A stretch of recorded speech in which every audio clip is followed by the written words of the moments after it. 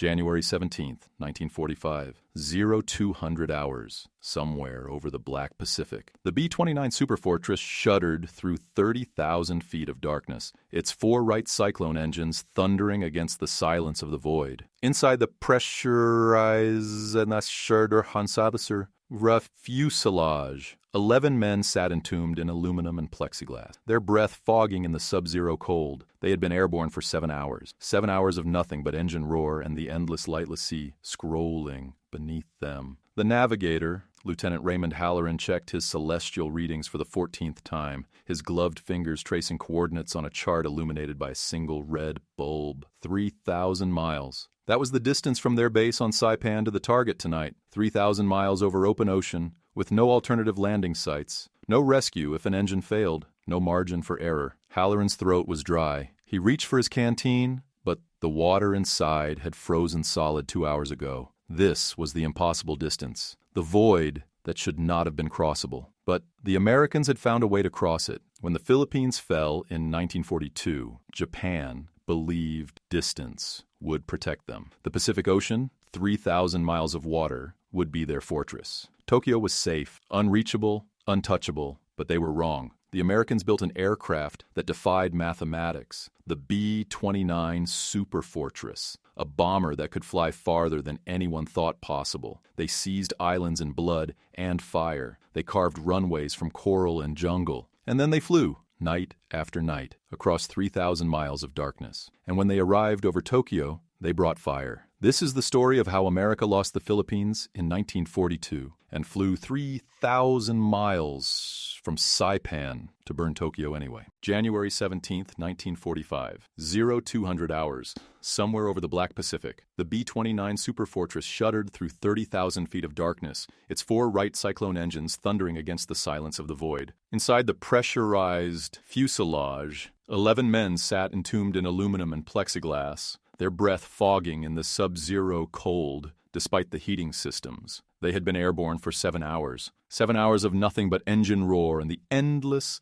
lightless sea scrolling beneath them. The navigator, Lieutenant Raymond Halloran, checked his celestial readings for the 14th time, his gloved fingers tracing coordinates on a chart illuminated by a single red bulb. 3,000 miles. That was the distance from their base on Saipan to the target tonight. 3,000 miles over open ocean with no alternative landing sites, no rescue if an engine failed, no margin for error. Halloran's throat was dry. He reached for his canteen, but the water inside had frozen solid 2 hours ago. This was the impossible distance, the void that should not have been crossable, but the Americans had found a way to cross it. 18 months earlier, in the spring of 1943, the situation had been unthinkable. The Philippines, America's forward operating bases, the Clark and Nichols airfields, had fallen to Japanese forces in May of 1942. With them went the only practical staging grounds for a strategic bombing campaign against the Japanese home islands. The distance from Australia was prohibitive, from China, vulnerable, and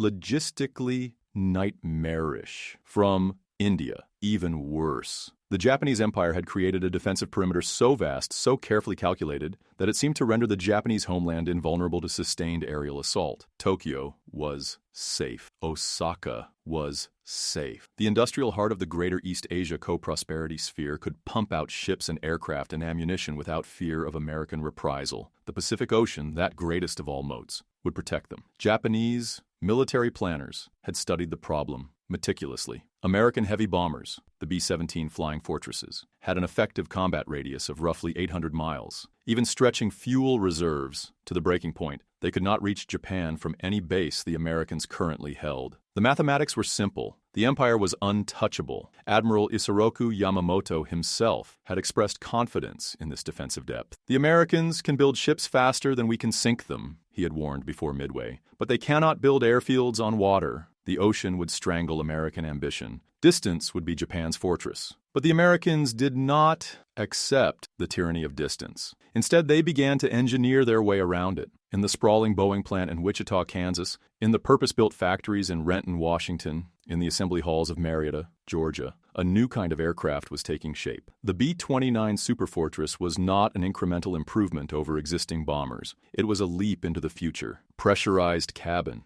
remote-controlled gun turrets, a wingspan of 141 feet, a bomb bay that could carry 20,000 pounds of ordnance, and most critically, most impossibly, a range of over 3,000 miles. The engineers had pushed every boundary. The Wright R-3350 engines were the most powerful radial engines ever mass-produced, but they ran so hot that they frequently caught fire. The airframe was so heavy that the wings had to be redesigned multiple times to prevent structural failure. Test pilots called it the most complicated piece of machinery ever mass-produced. It cost more than the Manhattan Project in its early stages. It was a gamble, but it was a gamble that could reach Tokyo. The plan was audacious to the point of lunacy. If the Philippines were lost and China too unstable, then the Americans would seize islands close enough to Japan to make the bombing runs feasible. Islands that currently exist on any American operational map. Islands that would have to be torn from Japanese hands in some of the bloodiest fighting of the Pacific War. Saipan, Tinian, Guam. These were not merely strategic objectives. They were launch pads. Runways that would be carved from coral and jungle, paved with crushed limestone and American labor, and turned into the world's busiest bomber bases. From Saipan to Tokyo, 1,500 miles. A round trip of 3,000 miles. It was the longest regular bombing mission in history, and it was just barely possible. But first, Saipan had to be taken. June 15, 1944. The amphibious assault on Saipan began at dawn. 8,000 U.S. Marines stormed ashore under withering Japanese fire. The island was defended by 32,000 Japanese troops who had been ordered to fight to the death. And they did. The battle lasted 24 days. Entire families, Japanese civilians living on Saipan, threw themselves from cliffs rather than surrender, convinced by propaganda that the Americans would torture and murder them. Soldiers charged American positions with bayonets and bamboo spears when their ammunition ran out. The island was transformed into a crematorium. When it was over, nearly 30,000 Japanese soldiers were dead. 3,000 Americans had died taking it. And before the bodies were even buried, before the caves were cleared of holdouts, the Seabees, the U.S. Navy construction battalions, arrived with bulldozers and concrete mixers. They began building the runways. Within 2 months, Isley Field on Saipan was operational. The coral base was flattened, graded, and paved into an 8,500-foot runway capable of handling the massive B-29s. Taxiways, revetments, fuel storage tanks, ammunition dumps, barracks, mess halls, an entire military city rose from the rubble. And then the bombers began to arrive, massive, gleaming, 4-engine Leviathans that dwarfed every other aircraft on the island. The ground crew stared at them in awe and trepidation. The B-29s were notorious for mechanical problems. The engines overheated constantly. Cylinder heads cracked. Fuel pumps failed. Every mission required 20 hours of maintenance for every hour of flight time, but they flew. And in November 1944, they began to reach Tokyo. The first raid was a test, a demonstration of feasibility. 111 B-29s took off from Saipan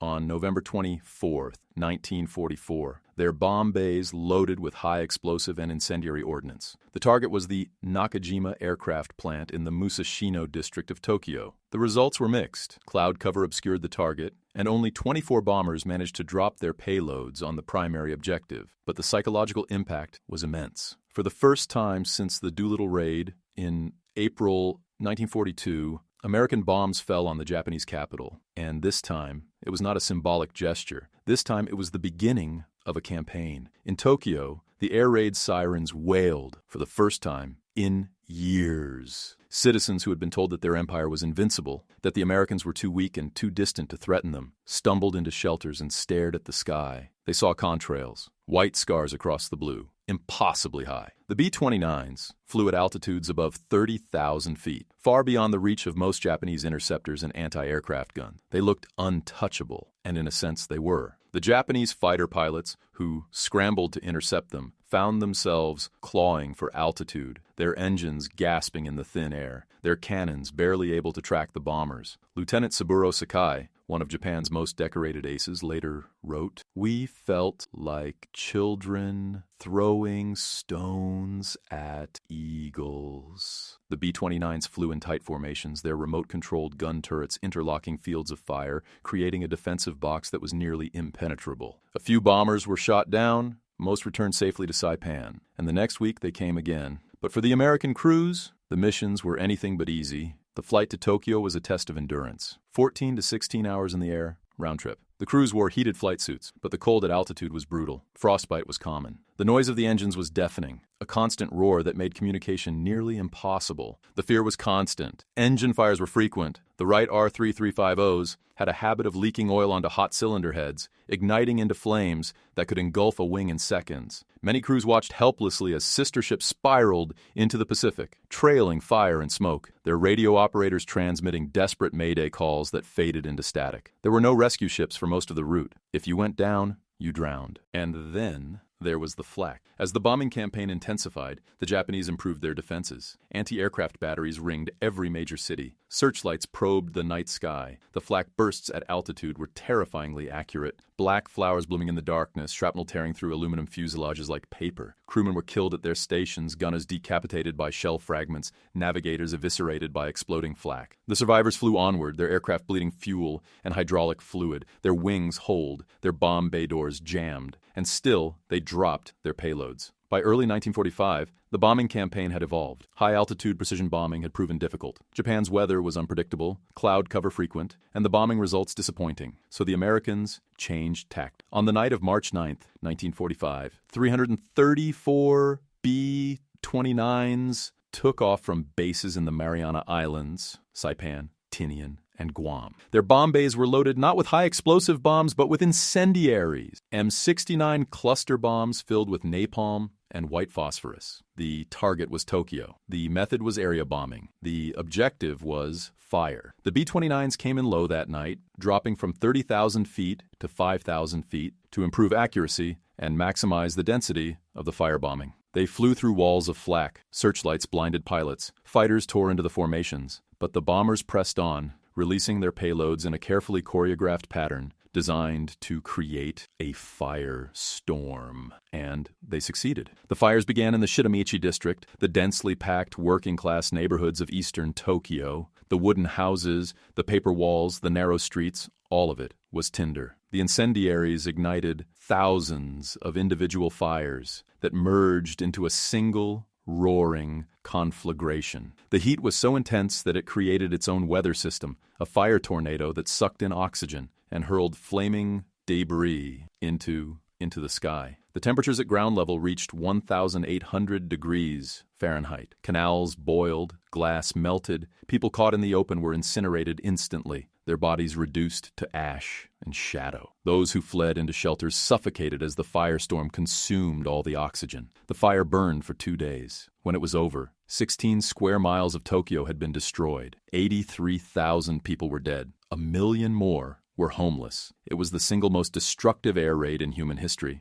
more lethal than the atomic bombings that would come 5 months later. And it was made possible by the B-29s that had flown 3,000 miles from Saipan. The Japanese people had been told that such a thing was impossible, that their homeland was beyond the reach of American power. That distance and the ocean would protect them. But now, as they stood in the ruins of their cities, as they dug through the ashes for the bodies of their families, they understood the truth. The Americans had conquered distance itself. They had turned the ocean into a highway, and there was no defense against them. In the months that followed, the firebombing campaign expanded. Osaka, Nagoya, Kobe, Yokohama, every major industrial city in Japan was targeted. The B-29s came by the hundreds night after night, turning the urban centers into wastelands. By the summer of 1945, Japanese war production had collapsed. The factories were gone. The railroads were severed. The ports were inoperable. The civilian population was starving. And still, the B-29s came. For the Japanese soldiers who had fought in the early years of the war, who had swept through Southeast Asia,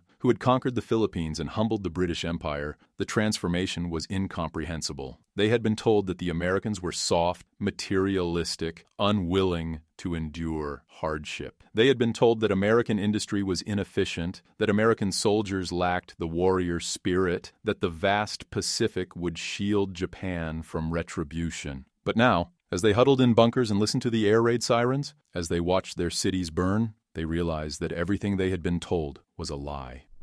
The Americans had not been broken by distance. They had mastered it. They had built aircraft that could fly farther than anyone thought possible. They had seized islands at a cost of thousands of lives and turned them into bomber bases in a matter of weeks. They had developed incendiary weapons that could erase entire cities. And they had done it all with a kind of terrifying mechanized efficiency that was utterly alien to the Japanese way of war. Lieutenant Mitsuo Fuchida, who had led the air attack on Pearl Harbor, later wrote, "We had awakened a sleeping giant, but we did not understand the nature of the giant. We thought in terms of courage and spirit. They thought in terms of logistics and engineering. We fought with our hearts. They fought with their factories, and their factories were 3,000 miles away, yet they reached us anyway." The B-29 became a symbol of that reach, a symbol of American industrial might and technological superiority. But for the men who flew them, it was something else. It was a flying coffin that demanded everything they had. It was a machine that killed as many of its own crew through mechanical failure as the enemy did through combat. It was a testament to human audacity and human fragility, a reminder that even the most advanced technology required men willing to risk their lives to wield it. In the frozen darkness above the Pacific, Lieutenant Halloran checked his watch. They were 30 minutes from the target. Below them, the ocean was still invisible, a vast emptiness that swallowed the starlight. But ahead, on the horizon, he could see the faintest glow, the lights of Tokyo, dimmed but not extinguished, a sprawling constellation of electric fire. The bombardier's voice crackled over the intercom. "Target in sight," the pilot acknowledged. The bomb bay doors groaned open. The aircraft shuddered as the weight shifted, and then with a mechanical thunk, the bombs released. 20,000 pounds of incendiaries fell into the night. The B-29 banked hard, turning back toward the ocean, back toward Saipan, back toward the impossible distance they had crossed. The crew did not speak. They did not celebrate. They were too tired, too cold, too aware of how far they still had to fly. 7 hours home. 7 hours of engine noise and darkness, and the constant fear of mechanical failure. 7 hours of wondering if they would make it back. Most of them did. Some did not. But they kept flying, because the Americans had lost the Philippines in 1942, and they had refused to accept that loss as final. They had looked at the 3,000 miles of ocean between them and Tokyo and decided it was not an obstacle, it was a challenge. And they had solved it with steel and fire and the lives of young men who flew into the darkness and sometimes did not return. The Japanese had built an empire on the assumption that distance was a weapon, that the vastness of the Pacific would exhaust their enemies, that the Americans would grow weary and sue for peace. But they had miscalculated. They had underestimated not the courage of their enemies, but their capacity for engineering. The Americans did not fight with samurai swords and banzai charges. They fought with assembly lines and blueprints and aircraft that could fly farther than the edge of imagination. And in the end, that was the lesson of the B-29. That war is not won by spirit alone, but by the ability to project power across impossible distances. That freedom and democracy require not just ideals, but the industrial capacity to defend them. That sometimes the most important weapon is not the bomb, but the aircraft that carries it 3,000 miles through the dark. When the war ended in August 1945, after the atomic bombs fell on Hiroshima and Nagasaki, dropped, of course, by B-29s flying from Tinian,